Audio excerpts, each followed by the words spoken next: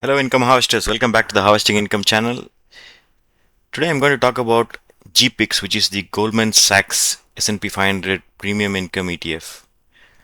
This is not a new fund in this channel. I discussed about this last year, and at that time, I was even referring to this fund, which had a one-year track record, and it beat other funds like XYLD and JEPI, which were popular names at that time in the covered call space. So today I'm going to quickly give you an overview and then see how the fund is performing, what is the strategy. Some of the things may have changed a little bit from that time, and now let's look into the strategy and see how it's performing, and see what are the different aspects of it, pros and cons, etc. Let's get started. This is the quick background. Like, this is the Goldman Sachs covered call fund, which is based on the S&P 500 index, and this was launched in October 2023. It's more than 2 years of history that we have so far, and the fund is large in size, like it's about 4.6 billion assets, and the portfolio is simple. It holds all the S&P 500 index stocks. So that's the basic idea. And yeah, all the content in this channel is for educational purpose only, not financial advice. That's the quick disclaimer. So basically, the fund holds all these S&P 500 stocks in the portfolio, and they write covered calls on the S&P 500 index to generate the income. So it's just a two-pronged strategy: exposure to the S&P 500 and writing covered calls on the index for income, and also to enhance the total returns and reduce the volatility of the fund. Now, the covered call writing is a little bit nuanced. Like, it's not a simple one call option that's being written. They do like multiple contracts. I'll get into that deeper in the next part, which is the secret sauce. But basically speaking, this is how the strategy is run. Like, hold all the S&P 500 stocks and write the covered call on the overall index. Now here what happens is, like, there is something called flex option contracts. I'm just zooming in the screen so that you can see it clearly. So GPIX fund uses something called flex option contracts, which are specialized contracts with customized features, like customized dates for expiry and customized prices, strike prices, for example. And so they have more flexibility compared to the regular options, which is traded on the NYSE and all that. So what the fund managers do is write option in batches or tranches. Like, so instead of the exchange options where they do just one option or one contract, they do multiple contracts. So in such a way that they're able to write one option, and then if the prices move up further, they can write another option. So that way they are able to capture a little bit of the upside plus also some income on the way up if the markets are moving up. Similarly, if the markets are moving down, they change the strategy accordingly. So it's basically dynamic. So exactly how they do that would change depending on how the markets move, what is the volatility, and how much of coverage ratio that they have, and how much of upside room they can give for the portfolio. So they use multiple options, like it could be weekly options, monthly options. So I observed that in the recent July 1st portfolio update, they have mentioned like different weekly options are being used. So this provides more flexibility, like I mentioned here, to adjust the strategy or tactics. Like, so once they write one option at a certain point, let's say July 7th they write an option, they can write another option on July 14th, for example. So like that, every week they can uh, put a staggering different option contracts, basically stack different option contracts as a ladder, so they can create more income. At the same time, they can adjust the strike prices. Like, if the S&P 500 is moving up sharply, they can write an option at the top level, and when it moves down, they can adjust by writing another option at the slightly lower level, and so on. So that provides more flexibility rather than just doing one contract. So again, they have so many choices, like, so it's difficult to explain everything in this video, but to give you a summary, like, they have a choice of at the money options at the current market level, or out of the money options, like higher than the current market, capture upside, or they can vary the coverage ratio. Like coverage ratio can be like 30% of the portfolio or 20% of the portfolio, or it could be higher like 50% or higher than 50%. Like, so they can change and do different permutations and combinations, the moneyness and the coverage ratio, to meet the income target plus also give room for the upside. So because of this, they can do like moderate trading frequency. I mean, not too high like a zero DTE fund. Zero DTE fund do everyday call writing, like almost on a daily basis. But this would be like more like a weekly kind of frequency. So it's like a moderate frequency. But this is more frequent compared to the monthly, covered call ETFs like the SPYI, where they do just one contract a month or sometimes couple of contracts a month. So I think that gives you an idea of how this works. At the bottom, you can see an example like this is what I took as a snapshot from the portfolio, just the option contracts. So if you look at this, this is as of July 1st, 2026. I think it's going to be difficult to understand all the details, but I'm going to focus on the center portion, which is the description, which talks about the option strike prices. You can see the different options strike price and the expiry dates. For example, if I look at this one, the third row, 745.88 is on July 10th. It expires on July 10th. So the option expiry is July 10 and the option strike price is 745.88. So it is not even a round number, the strike price. It is, a fraction, like there's for 745.88 cents. So similarly, you can see the next week's option is 743.80 cents and expiring on July 17th. So, so that's the kind of flexible options they have. Like this is available to institutions and large traders, sophisticated traders, basically, not for the retail investor. So this is how they do these options in batches or in smaller tranches.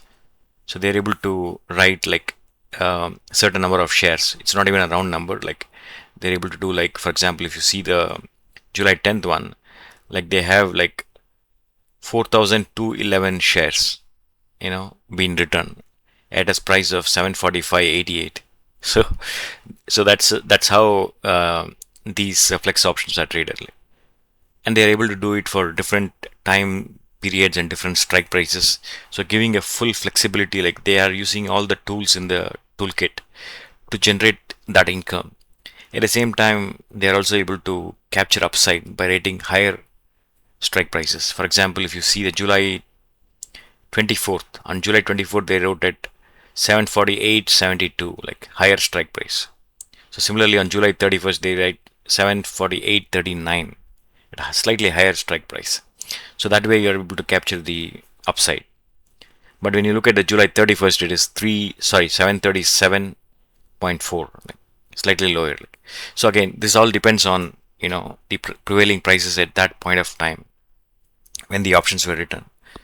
Yeah, so that's the quick summary of the different option, covered call strategy that they are using, and they're using the flex options to write calls at a different levels. Okay, so that's the kind of flexibility that GPIX has, which some of the other funds may not have. But this is not the only fund doing this. There are other funds which are implementing these strategies, or some of them have already done that. Okay, let's move to the next one, the expense ratio.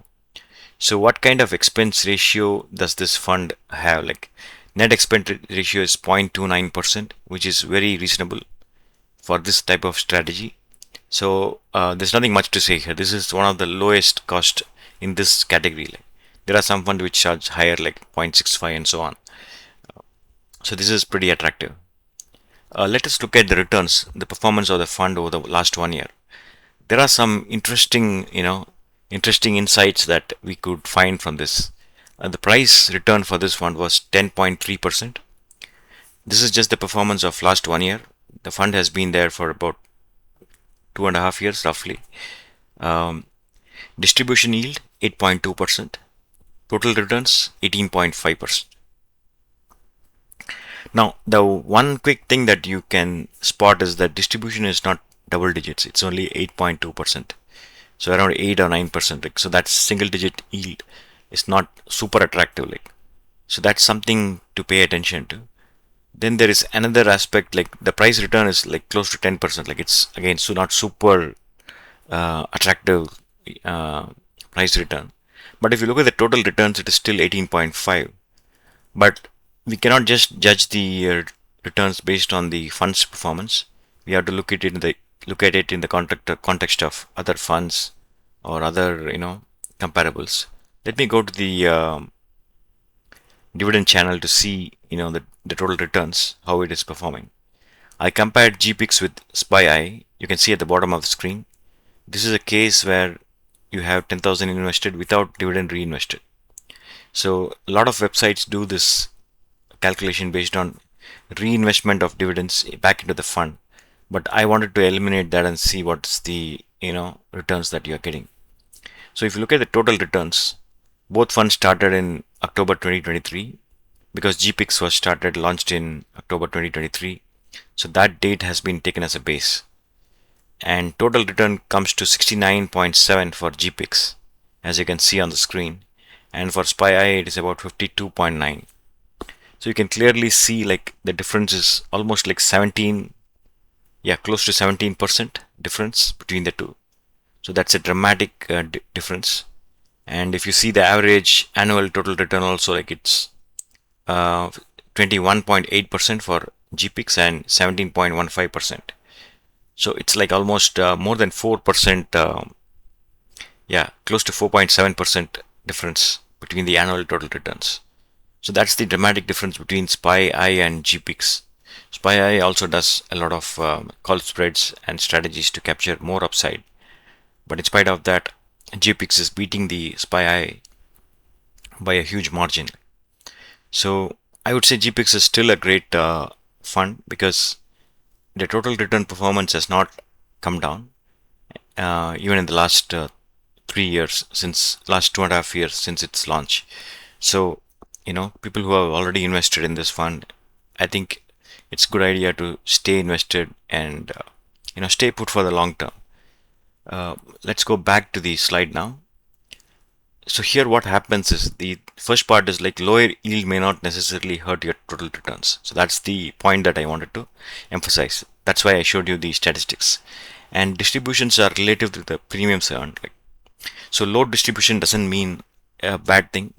For example, if a company declares lower amount of dividend, it's not necessarily bad news. It's just that they are adjusting the distribution based on the profits earned by the company. Similarly, funds also adjust the distributions based on the premiums earned by the strategy. So that's the message that you need to carry. So don't go by the sticker yield. It can again go up and down.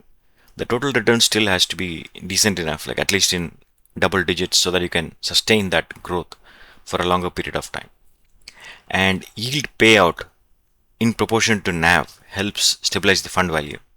I'll explain this aspect. The way Goldman Sachs is operating is they pay out certain amount of yield based on the value of the fund, which means that if the NAV of the fund is at certain price, they would provide distribution at certain level, like it's around 8 or 9%. I will show you that information in the fund update sheet as of May 2026. Okay, let me go to this sheet. What I'm trying to say here is, you can see this distributions for the last 12 months. So this table you can see, like every month they are showing you the amount of distribution, like the net asset value, the per share distribution, and the annualized yield percentage. So let me zoom it a little bit so you can see clearly. I hope that helps. Yeah, I'll bring it a little up so that it's not, my face is not hiding this. Okay, so if you observe this closely, the first row, May 2026, the NAV was 56.03 and the payout was 40 cents per share and the yield is about 8.5%. And similarly, if you look at April 2026 period, like you can see that 54.09 is the NAV and the distribution is 38 cents and the annualized yield is 8.5%. So long story short, what I'm trying to say here is Goldman Sachs is trying to maintain the yield at 8.5% per annum and calculating that for every month. So whatever is the NAV, the yield would be 8.5% of that, and 8.5% of that NAV value divided by 12 will give you the monthly value, and that would be the per share distribution. So that's the rough calculation that they are doing and providing you the distribution. So I mean, you can cross check and verify this. This is what is found in the documents. um, so that's the rough yield that they are going to maintain for a longer period of time. So they have found a policy that they want to maintain yield at a certain level so that they can keep the NAV stable or keep growing the NAV as per the market conditions. So that's the short message that I want to give here.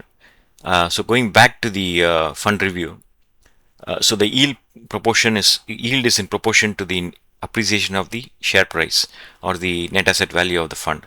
So which means they will not pay high yield unless the value of the fund also goes up. So which means that they are having a skin in the game. Like they want to make sure that they pay more when the fund appreciates in value as well. So that way the total returns are in sync. So they don't want to compromise long-term growth or capital appreciation for the sake of giving you higher yield. So that's why you see that total returns is 18.5, 10%, 10.3 is from the price return, and 8.2 is from the distribution yield. And keep in mind that whatever I am saying here, like 8.5%, it is not set in stone. Like, so imagine you purchase the fund at a certain value. So for you, the yield is going to be a little different. Whereas compared to someone who is purchasing the fund today, imagine you bought the fund 1 year ago at a slightly lower price. So you may be getting a higher yield compared to the investor who is purchasing at current price, right? So that's something to keep in mind. Now moving on to the next part, this is something I wanted to emphasize, that this fund is actually having a successful total return because of this reason. Their covered call strategy, which is having a very reasonable amount of coverage level. Like, so covered call right level is about 33%. So in the fact sheet, if I go back to the fact sheet, I'll show you the part where they mentioned that. They use a little bit of technical terms there. So some of you who are interested, you can look into the fact sheet technical details. So here I can show you the make coverage ratio on an average was 28.53% versus last 12 months average of 32.99%. So 32.99 is roughly around 33, just to make it a round number for the sake of simplicity. So which means that 1/3 of the portfolio is covered by the option writing strategy. So going back to the review, so 33% of the fund is the covered call right level. So which means the 67% of the fund has the full upside. So the uncovered portion is 67%, which is 2/3 of the fund. That's a great strategy. Instead of 50-50, what they are doing is they are doing 33 and 67 roughly. And one disclaimer, these numbers can change. This is just the strategy they are following as of today. If the markets change and things move to a different level, like volatility goes up or down, then things may change. But as of now, this is what they are following. Uncovered portion is 67%, which means the covered upside is difficult to measure because they have different strike levels. But when the uncovered side, you have full upside. You have appreciation in the index as well as you have the dividends from the underlying stocks that are also paid to you. So that way, 2/3 of the portfolio are benefiting from appreciation plus the underlying stocks dividends as well. So that's a great strategy that GPIX has done, which differentiates it from other funds. Like, so that way they are able to smartly capitalize on the capital appreciation and also the underlying stock dividends along with the covered call strategy. So they are not relying too much on the covered call strategy alone, because sometimes when the markets are down, you have the scope for appreciation, you also have the scope for the dividends. So the combination of all three, the stock dividends, stock appreciation plus the income from covered calls, provides strong total returns from GPIX.